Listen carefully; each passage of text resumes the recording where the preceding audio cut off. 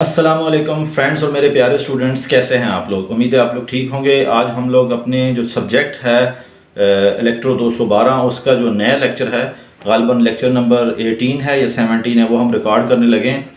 इस लेक्चर के अंदर मैं आपको 2 से 3 चीज़ें जो है वो सिखाने की कोशिश करूँगा। पहली चीज़ जो है वो सर्किट ब्रेकर की ही मुख्तलिफ टाइप्स हैं, जैसे कि MCB, MCCB या ELCB।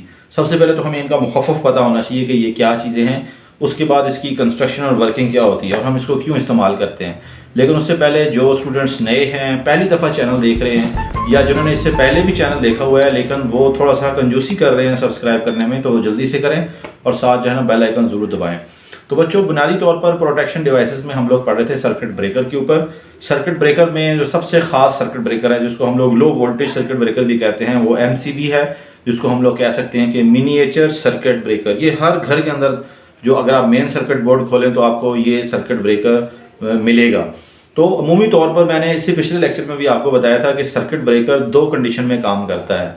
एक तो नॉर्मल हम लोग ऑन ऑफ अगर आपने करवाना है, किसी भी एरिए को, किसी भी मखसूस जगह को अगर आपने बंद करना है तो नॉर्मल उसको बटन को ऊपर नीचे करें, यानी ऑन ऑफ करेंगे तो आपका ये काम करेगा। और अब नॉर्मल कंडीशन, यानी जब आप ओवरलोड की कंडीशन आ जाए या कोई शॉर्ट सर्किट आ जाए, तब ये इसमें ट्रिपिंग मैकेनिज्म होता है।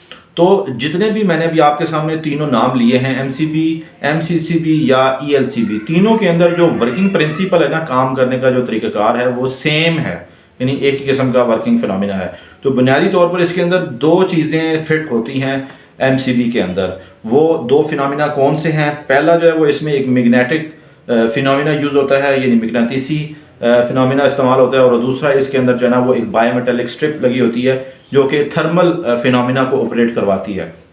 तो अगर आप इसकी डायग्राम को देखें तो इसकी बुनियादी डायग्राम में सबसे पहले ऊपर और नीचे 2 कॉन्टैक्ट होते हैं, अगर तो सिंगल पोल होगा। अगर 3 पोल होगा तो उसमें कॉन्टैक्ट की तादाद बढ़ जाएगी। अच्छा, अब इसमें एक जो चीज़ होती है वो पहली जो चीज़ है वो इसमें सोलिनॉइड, इसमें जो है वो हमारे पास कॉइल होती है फॉर ऑपरेशन ऑफ मैग्नेटिक, और थर्मल ऑपरेशन के लिए इसके अंदर बायोमेटेलिक स्ट्रिप लगी होती है। उसके बाद आर्क क्यूट होता है, जो कि हमारे पास आग बुझाने वाला, यूँ कह लो एक चैम्बर होता है जहाँ पर आग बुझाई जाती है, ख़ास तौर पर जब आपके पास कॉन्टैक्ट मेक और ब्रेक होते हैं। अच्छा, जब नॉर्मल कंडीशन में तो आप स्विच को ऑन ऑफ कर दें तो करंट बड़े आसानी के साथ सॉलिनॉइड से होता हुआ बायोमेटेलिक स्ट्रिप में से गुजर के इन और आउट हो रहा होता है।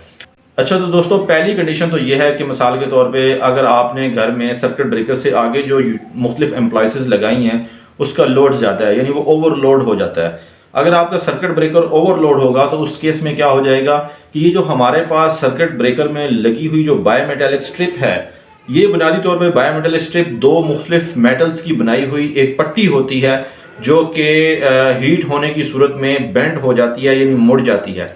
अब यहाँ पर सर्किट ब्रेकर में ये लगाने का मकसद ये है कि जैसे ही ओवरलोड की कंडीशन होगी तो उस केस में क्या हो जाएगा, ये जो बायोमेटेलिक स्ट्रिप है ये गर्म हो जाएगी। गर्म होने से ये अपनी जो डायरेक्शन है वो चेंज कर लेती है, यानी मुड़ जाती है। अच्छा, जब ये मुड़ती है तो उस केस में क्या हो जाता है, जो हमारे पास कॉन्टैक्ट है ना, ये मूवेबल कॉन्टैक्ट, ये फिक्स कॉन्टैक्ट से अलहदा हो जाता है, यानी कनेक्शन ख़त्म हो जाता है। ये तो बुनियादी तौर पर काम है बायोमेटेलिक स्ट्रिप का। अच्छा, जब ये हमारे पास फिक्स कॉन्टैक्ट और मूवेबल कॉन्टैक्ट एक दूसरे से अलहदा हो रहे होते हैं तो उस वक्त वहाँ पे चिंगारी पैदा होती है, ये शोला भड़कता है। तो वो बुनियादी तौर पर इसके अंदर लगे हुए ये जो आपको लाइनें नज़र आ रही होती हैं जो आर्क चैम्बर की, वहाँ पर उस तरफ जाके ये डिस्ट्रीब्यूट हो जाता है या ख़त्म हो जाता है। तो उसके लिए मुख्तलिफ़ किस्म के जो है ना वो हम लोग इस्तेमाल करते हैं इसमें मीडियम्स, जैसे कि एयर हो गया, गैस हो गया, जो मैंने आपको इससे पिछले लेक्चर में भी बता चुका हूँ। अच्छा, दूसरी कंडीशन इसमें ये हो सकती है कि अगर मिसाल के तौर पर शॉर्ट सर्किट हो जाता है तो शॉर्ट सर्किट की केस के अंदर क्या हो जाएगा, सर्किट ब्रेकर के अंदर जो लगी हुई जो सर्किट ब्रेकर की जो कॉइल है वो एनर्जाइज होगी।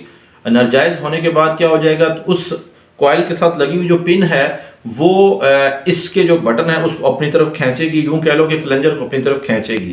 तो जब अपनी तरफ खींचेगी तो लाजमी बात है जो मूवेबल कॉन्टैक्ट है वो फिक्स कॉन्टैक्ट से अलग हो जाएगा, जैसे आप वीडियो में भी देख रहे होगे। तो जैसे ही अलग होगा सर्किट ब्रेक हो जाएगा और आपकी चीज़ जो है ना महफूज हो जाएगी।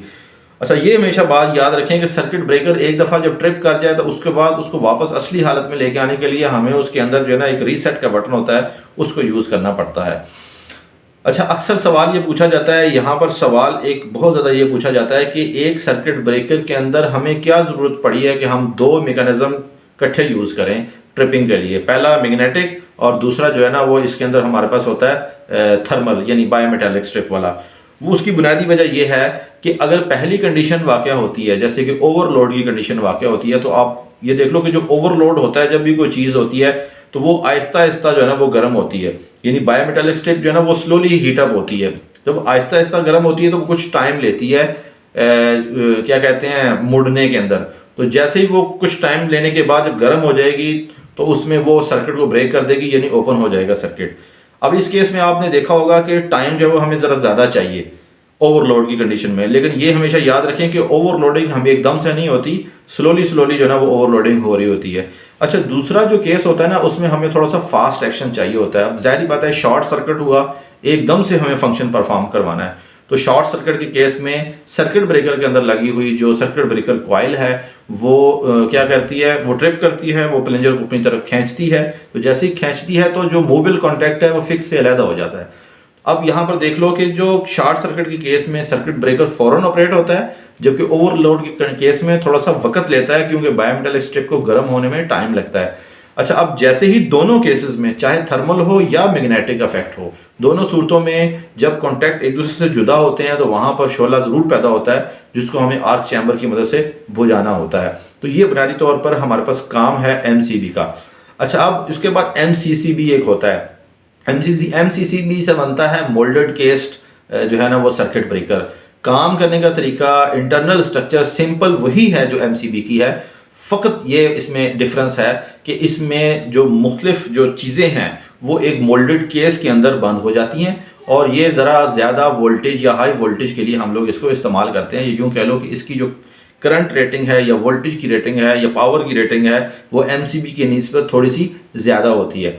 अच्छा, अब तीसरा एक सर्किट ब्रेकर है जिसको हम लोग ईएलसी भी कहते हैं, यानी अर्थ लीकेज सर्किट ब्रेकर। वो कहाँ पे इस्तेमाल होता है, जहाँ पर आपके पास जो है ना वो फेज़ और अर्थ के दरमियान में करंट की लीकेज हो रही होती है, और जब आप किसी चीज़ को हाथ लगाते हो और आपको करंट महसूस हो और अगर आपके पास सर्किट ब्रेकर ईएलसीबी वाला ना लगा हो तो इसमें क्या होगा कि आपकी जान को खतरा है। अब जैसे ही आप ईएलसीबी का सर्किट ब्रेकर लगाते हैं और कुछ मखसूस करंट की जो रेटिंग है उससे एक्सीड करता है जैसे ये करंट, तो जो आपके पास अर्थ लीकेज सर्किट ब्रेकर है वो ट्रिप कर जाता है। जितनी भी मॉडर्न वर्ल्ड के अंदर अब जितने भी सर्किट ब्रेकर यूज़ हो रहे हैं वो सारे तकरीबन ईएलसीबी यानी अर्थ लीकेज सर्किट ब्रेकर इस्तेमाल हो रहे हैं। तो बच्चों, उम्मीद है आज के टॉपिक के अंदर आपको तीनों सर्किट ब्रेकर का पता लग गया होगा। MCB stand for miniature circuit breaker, MCCB stand for moulded case circuit breaker, and third one is ELCB यानी अर्थ लीकेज सर्किट ब्रेकर। अगर आपको ये वीडियो अच्छी लगी तो ज़रूर इसको जो है वो लाइक करें और दोस्तों को शेयर करें और इसको देखा करें, स्टडी किया करें, इससे आपके नॉलेज में इजाफा होगा। अगली वीडियो तक के लिए मुझे इजाज़त दें। अल्लाह हाफिज़।